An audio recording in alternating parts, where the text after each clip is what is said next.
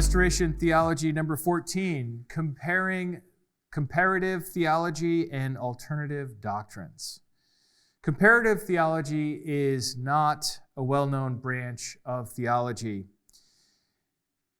Catherine Corneille writes in her book, Meaning and Method in Comparative Theology, she writes, in the centuries since its first use, which has been traced back to 1700, the term comparative theology has been used in various ways or applied to different types of engagement with religious plurality.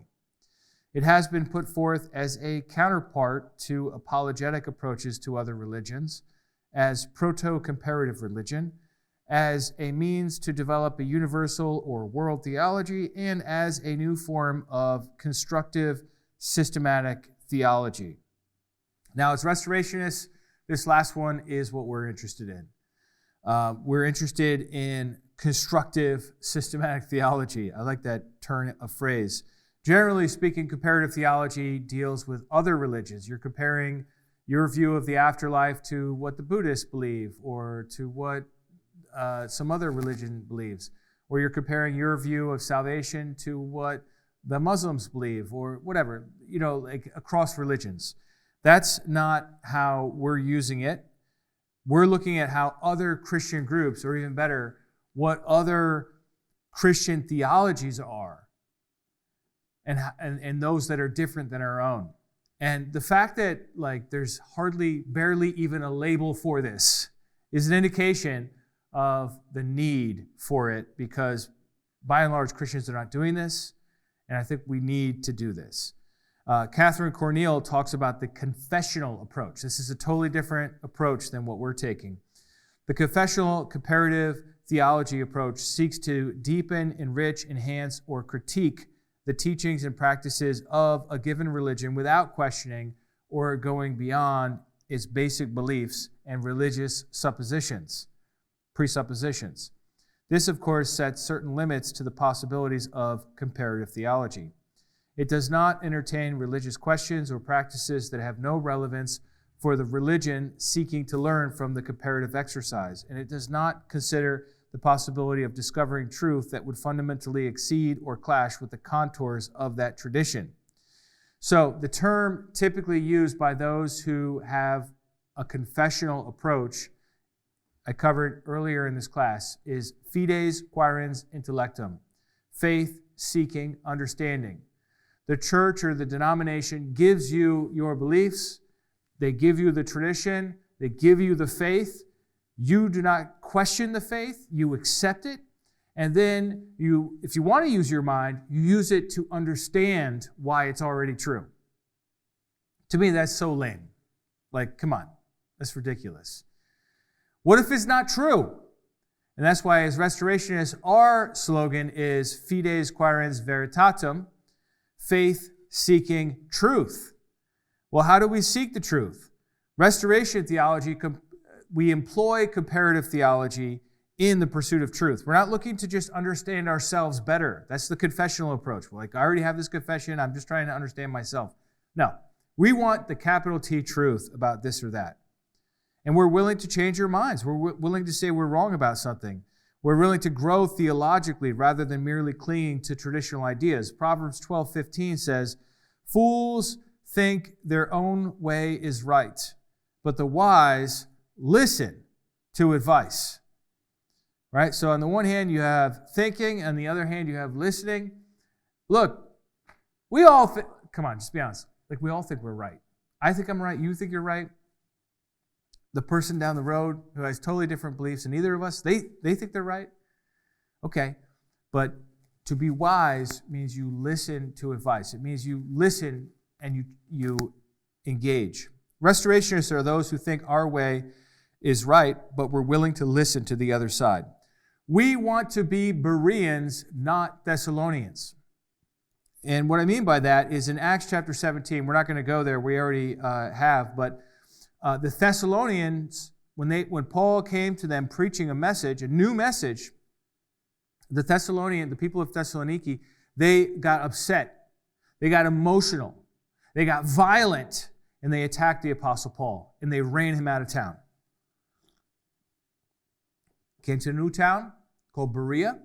And the people in Berea, we call the Bereans, they listened to Paul's message, and they did not get emotional and attack and run him out of town. Instead, you know what they did?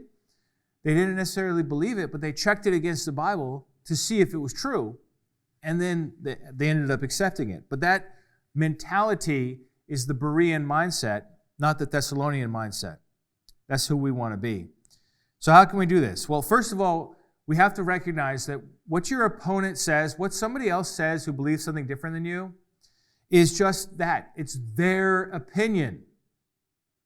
Unless you're in an actual debate on a stage or something where there are high stakes and lots of people watching, just take a breath, man.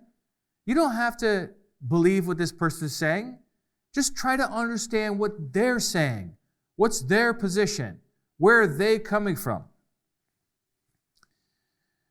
And then as for your own beliefs, give yourself a pass. You don't have to change your mind right in this moment. You're just gathering data, and when you change your mind about something, it should be because, one, you've taken enough time to thoroughly research the issue. Two, you have encountered one or more defeaters for your position. And three, you find the positive case for another position compelling. Now, when I say defeaters for your position, I mean some sort of reason why your view is wrong. Okay? So that's an argument or a reason to count as to why your belief is wrong. That's what I mean by defeater. I'm not talking about like feeling depressed or something. Feeling defeated. Okay. It's a term used in logic. This should be a slow process. Changing your beliefs should be a slow process. Should not be a fast process. Okay? Now, there are probably good exceptions to that. I'm just saying in general, it should be a slow process. Okay? There might be times, look, if God strikes you by lightning or quickens your heart, hey, it's a fast process. Okay? But generally, it should be a slow process. I have, over and over throughout my life, I've had back burner issues. Now, I know people outside the United States are going to be, either are or going to be watching this. I want to explain what I mean by a back burner issue, because that's a colloquialism. In the case of many of our stoves, our stovetops, we have burners on the front and in the back. And we do a lot of our work. I was watching my wife tonight. She made a nice potato soup, potato cream soup. It was delicious. She had a big pot, and she put in the garlic and the onions and the potatoes and some cream and a lot of things. And it was on the front, and that's how we do it. We typically will use the front. If we're going to use the back burner, which is farther to reach, we put something there that we don't need to attend to as vigorously, right? So it'll be something that's just simmering. Something in the back that doesn't need constant attention. That's what I mean by a back burner issue. So let me give you an example. Years ago, when I went to Boston University, I took a class by one of these celebrity professor types that has like lots of fans and a big platform and stuff. Anyhow, she was saying that the Gospel of Luke is wrong about Quirinius. Quirinius is a Roman governor mentioned in Luke chapter 3, and she's like, well, Luke is just wrong about that. And I heard that, and I'm sitting there in the classroom, and I'm thinking to myself, I don't really have the time to look into this right now. I'm in college. I'm stressed to the max. I got 2 kids at home, a third on the way. I can't spare the bandwidth to launch an investigation on a first century Roman governor and what Luke said about him right now. I got to write this paper on the Gospel of Mark, which is actually the paper I was writing at the time. And you know what? That's fine. I put that issue on the back burner, and I just let it simmer there. And then some years later, I was listening to an interview with somebody, and it was a guy named N.T. Wright, a very famous Christian theologian, and he had a solution for the problem. And boom, I got the solution. Now, if somebody brings a genuine defeater to your mind, you shouldn't just ignore it forever, but you don't have to answer it right in the moment either. That's what I'm trying to say. Because we have real life to live. We don't always have the time to diffuse every defeater in the moment. But we do want to be intellectually honest and not just ignore everything forever. All right, it's easy to get emotional and attack. I feel that too, but that is not wise. James 3:17 says, "But the wisdom from above is first pure, then peaceable, gentle, willing to yield." Ooh, that's a tough one right there, especially for us Americans. Willing to yield, man. Let's start over. I like pure. That's easy, right? The wisdom from above is first pure, then peaceable, gentle, willing to yield, full of mercy and good fruits, and without a trace of partiality or hypocrisy, right? So we don't want those, and we do want these other things. Instead of letting your emotions take over, concentrate on deciphering the case. If you're going to do comparative theology, that means you're going to listen or read or watch a presentation by somebody who disagrees with you. While you're doing that, you're going to have emotions. You're going to want to attack the guy's hair or his suit or her makeup or, some other thing, right? Just find some sort of way to discredit this person so you don't have to listen. Well, that's not helpful, okay? That's a human impulse. We all have it. We're like, oh, that guy's an idiot. He probably doesn't even love his mother. That's irrelevant if he loves his mother or not. He should love his mother. But if he doesn't love his mother, that doesn't change the force of his arguments, unless he's arguing about whether or not he loves his mother, I suppose. But the point is, concentrate on deciphering the case. What are their reasons for this belief? And what are their main objections against your belief? Are they giving reasons? Or are they appealing to emotion alone? Doubt, I believe, is your servant. This is something I've said many times, but I want to say it again. I believe that doubt is your servant. What do I mean by that? We don't like doubt. We want to avoid doubt. We dismiss, rationalize, and ignore problems. But doubt is really helpful in manageable doses. If you have way too much doubt all at once, obviously that's toxic. But if you have a manageable dose of doubt, it should serve you. How does it serve you? Well, if you doubt something that you happen to be wrong about, and then you go look into it, and you find out that you were wrong, that's good for you. It's good for you to be wrong about fewer things. And if you doubt something, and then you find out that it's really true, now you've done all this research, and now you are strong in your belief. So let's say you're having doubts about God's existence. And you're saying, I never met God. I never heard a voice. I wasn't there at the Red Sea. Who knows? Maybe they made it all up. And so you say to yourself, well, I'm having this doubt about God's existence. I just really want to figure out. And so you do the research, and you listen, and you read, and you come across all these different arguments for God's existence. The cosmological argument, the teleological argument, the argument from fine-tuning, the moral argument. Maybe you can read the ontological argument and even understand why anybody would care what that says. But you come across all these arguments for God's existence, and then you say, you know what? There's also argument from other people's testimony of miracles that they've had. My goodness, there's so many arguments for God's existence. It's actually a really well-established, very robust belief. And now instead of doubt, now that doubt has served you well to do the research, so now you're actually strong in something that you should be strong in. Belief in God's existence. Or let's say instead you doubt whether or not you should be praying to angels. I talked about previously, like some Christians pray to angels. And so let's say you doubt that. Well, good, you should doubt that. It's wrong. Right?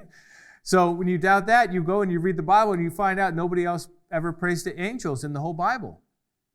And Jesus says to pray to the Father in His name. And you're, oh man, okay. Maybe I shouldn't pray to angels. Good. See how doubt can be your servant. So don't be afraid of doubt. Doubt will help you strengthen true beliefs and discard false beliefs. And one more thing I want to talk about before I go to method is plausibility and intuition. You have certain sensibilities. You have certain things that you would say, well, these are likely to be true. These are plausible ideas.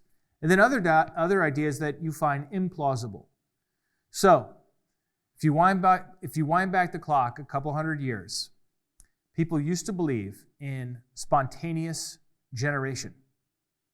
They used to believe, and it's totally logical, why? Like, let's say you had some food in a container with no lid.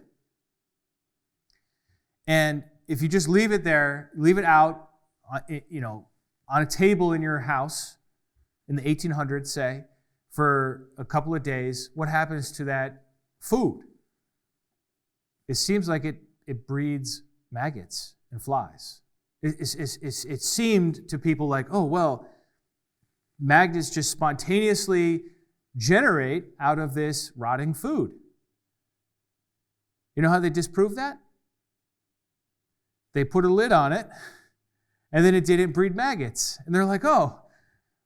And then they discovered later on that flies would come and drop little eggs and then leave, and that those eggs would grow into the worms that then turn back into flies, right? So my point is, if it was a couple hundred years ago, and if I said to you, oh yeah, sometimes stuff just like pops into existence out of nowhere, you would be like, yeah, I've seen that many times. I leave the food out and then it breeds worms. I didn't put those worms in there. The worms just popped in, That was plausible to them.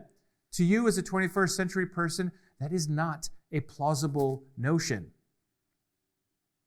You have intuitions, and they're trained by your culture, your society, your family, your experiences. And what I'm telling you is, don't trust them. Do something different.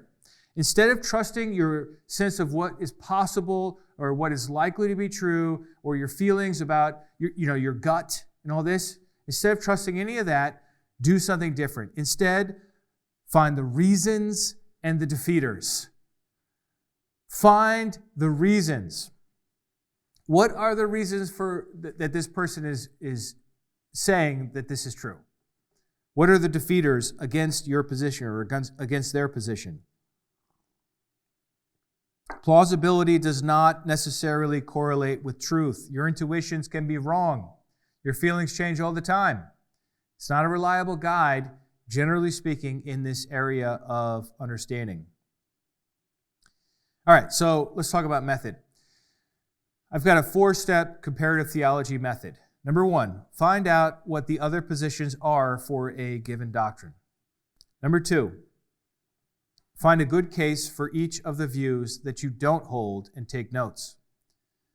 Number 3, work through the reasons for the other position. And number 4, work through the defeaters for your position. All right, let's take them one at a time. First up, find out what the other positions are for a given doctrine. I want to show this by example. When it comes to the timing of the crucifixion of Jesus and the resurrection of Jesus, there are 3 main views. There may be more than 3 views, but there are 3 that I'm familiar with. So what I did is I asked AI, this is exactly what I asked AI. I said, what are the main positions for what day of the week Christ died and was raised from the dead? That's what I asked AI. This is what AI spit out. 1, the traditional view, most common. Friday crucifixion, Sunday resurrection. Summary. Jesus dies on Friday afternoon, rests in the tomb during Saturday, and rises early Sunday morning. Basis. Day of preparation is Friday in Mark 15:42. The women came early on the first day of the week, which is a Sunday, Mark 16:2. And the idea of Jewish inclusive reckoning, counting parts of days as full days. So you could have 3 days, or the third day without it being 3 full days and 3 nights. Who holds it? Most Christian traditions and the majority of scholars. So that's view number 1. View number 2, the Wednesday view. Wednesday crucifixion, Saturday resurrection. Summary. Jesus dies on Wednesday and rises late Saturday, allowing a literal 72 hours. And they cite as the basis for this belief Matthew 12:40, which has 3 days and 3 nights taken literally, and John 19:31, which some propose a reference to a high day, is talking about an additional annual Passover Sabbath that year, meaning the Sabbath after the crucifixion might not be a Saturday, but a different day of the week. Who holds this view? Some conservative or literalist interpreters, not widely accepted in scholarship. Number 3, the Thursday view. Growing support among evangelicals. Thursday crucifixion, Sunday resurrection. Summary: Jesus dies on Thursday afternoon, giving Thursday equal day 1, Friday is day 2, Saturday is day 3, and rises early Sunday. Basis: allows more time for the events between death and burial. Still fits inclusive counting, but produces a fuller 3 days. Compatible with the high Sabbath of John 19:31. Who holds it? Well, some evangelical scholars and pastors, still a minority. And then it offered point number 4, which I thought was hysterical. The early Sunday resurrection is universal. Regardless of whether Christ died on Wednesday, Thursday, or Friday, all positions agree on a Sunday morning resurrection, because every gospel places the women at the tomb on the first day of the week. I found this to be so hysterical. So you have these 3 views, right? You have the Friday, Sunday, the Wednesday, Saturday, and the Thursday, Sunday view. And then in conclusion, they all believe in Sunday. No, they don't. Wednesday, Saturday doesn't believe in Sunday. Anyhow, AI does sometimes get stuff wrong, right? It's not perfect. Think of AI as an assistant, not an expert. Okay, you ask it questions and it does internet searches for you, but it's not an infallible expert that knows all. Okay, that's God. Now that we know what the different positions are for a given doctrine, find a good case for each of the views. Okay, so step 1, find out what the views are. Step 2, all right, now you got to find somebody that's written a book or that talks about, maybe on YouTube or a podcast or some other source, where they talk about their view and they present it. Now let's talk about sources. Okay, there's lots of sources. We live in the information age, the digital age. We're going through a major revolution right now with all this artificial intelligence. So let me just talk about sources a little bit. There are blog posts, essays, and journal articles. Out of all of these, journal articles are to be preferred.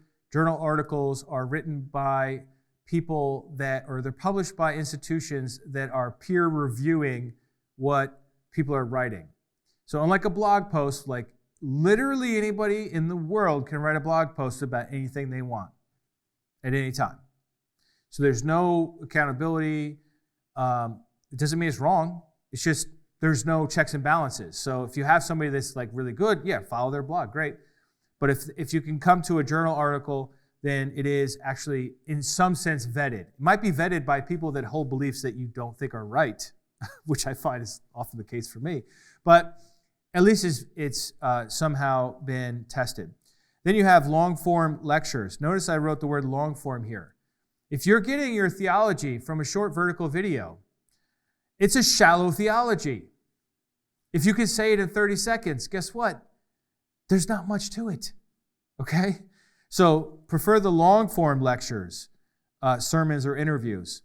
And then full-length, moderated debates. Not just 2 guys yelling at each other. There are some debates where it's just like, it's more heat than light. Let's just put it that way. And there's people talking over each other. I think moderated debates are a little more helpful because a moderator will keep things civilized and disciplined, focused on the next topic, or on the same topic. And then, of course, you have books. Books are the gold standard. If you have eyes and you can read, this is a great time to take advantage of that skill in looking at the case of somebody else. All right, so when you do find somebody's presentation, whether it's something online or written a book or some sort of video thing, you want to steel man and not straw man. Straw man means you misrepresent the other position as weaker than it really is. Steel man is when you present the other position in its strongest form. There is just no value in misrepresenting somebody else's position so you can beat up a fake version of what they're saying. There's just no value in that. That's not what they believe. It's not going to convince them. And it's not helping you either because you didn't take the time to really understand what their position is. So we want to steel man, not straw man. A word about debates. Debates can be helpful. Both sides put forth their best arguments. Both sides research the other, find problems, and expose them. And so debates are like a really concentrated opportunity to hear two different viewpoints, so long as both people are allowed to speak. I'm not going to include presidential debates or vice presidential debates, a lot of political debates. They're just people talking over each other, okay? I don't find those to be, or let's put it this way. If somebody asks a question and then you talk about something else that's completely unrelated, you're not getting at the truth there. You know what I mean? You're grandstanding. So you want to find quality debates, and you have to understand that debates have a certain form to them. And here's a typical debate format. Each side will present a positive case for their position. So if I'm arguing that chocolate chip cookie dough is the best ice cream, and you're arguing that peanut butter cup is the best ice cream, I'm supposed to have my opening case. Here are my 3 reasons or 5 reasons why chocolate chip cookie dough is the best. Okay, now the next person goes. They're not supposed to say chocolate chip cookie dough stinks. And there's no reason why anyone should ever believe in that. And if you do, you're a Nazi. And you probably are a hateful person. You're going to hell. That's not what you're supposed to do. You're supposed to offer a positive case for your side, which is peanut butter cup ice cream. Right? So positive case on the one side, positive case on the other side, then rebuttal. Here's why you're wrong about peanut butter cup ice cream. You know, there's people that are allergic to peanuts, and cookie dough's better tasting, or whatever. And then this guy gets to give his rebuttal, right? So you have positive case, rebuttal, cross-examination. That's the exciting part, right? Now, one side is going to ask questions, and the other side's not allowed to ask questions back. The other side just has to answer the questions. And it's like a lawyer grilling somebody on the stand. And then we flip, and now this person is going to ask the questions, and the other guy is going to be in the hot seat, right? And then you have your concluding statement, and then oftentimes questions from the audience. So that's a typical debate format. The downside of this format is that there's really no opportunity for discussion. And there's no opportunity for actually understanding the other person. Most of this stuff is all prepared ahead of time. That's part of the beauty and the limitation of debates, is that they're not going to have a genuine, natural, organic conversation. They're committing to this artificial format so that the audience can see both ideas lined up next to each other in a good way. At least that's the goal. Now, sometimes there will be a book. And so people will have a debate, and then they'll be like, you know what, that was really good. Let's write a book together, and I'll write my side, you write your side, and we'll interact in the book. Those are actually very helpful too, debate books. Let's talk about books. Oh, one more thing before I get to books.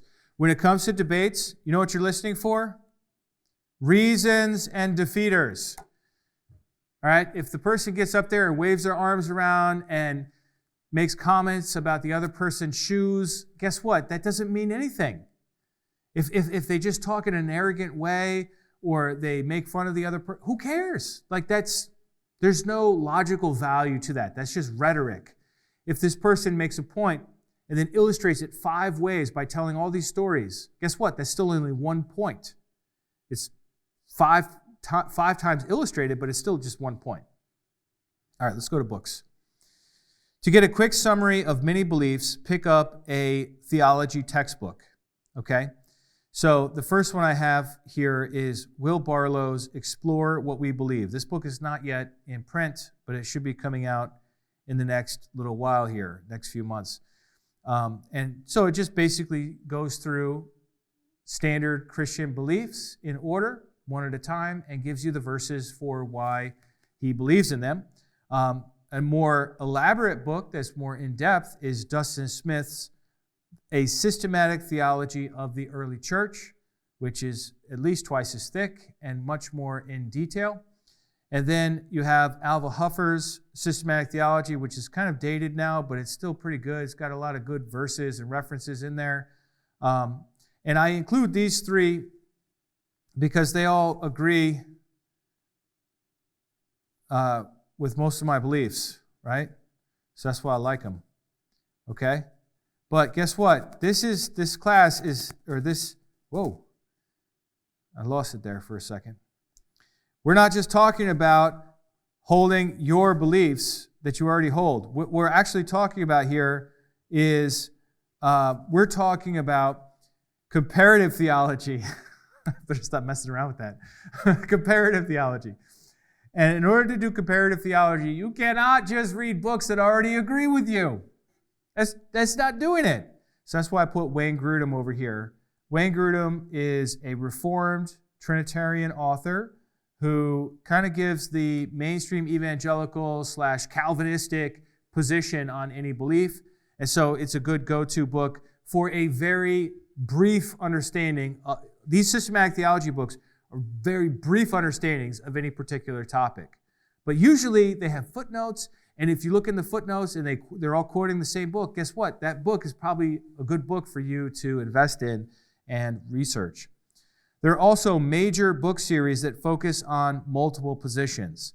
So there's the Spectrum Multi-View series of books. They have 27 books already published where they're going to give you multiple views in the same book, where the author is multiple authors and they're having the conversation in the book.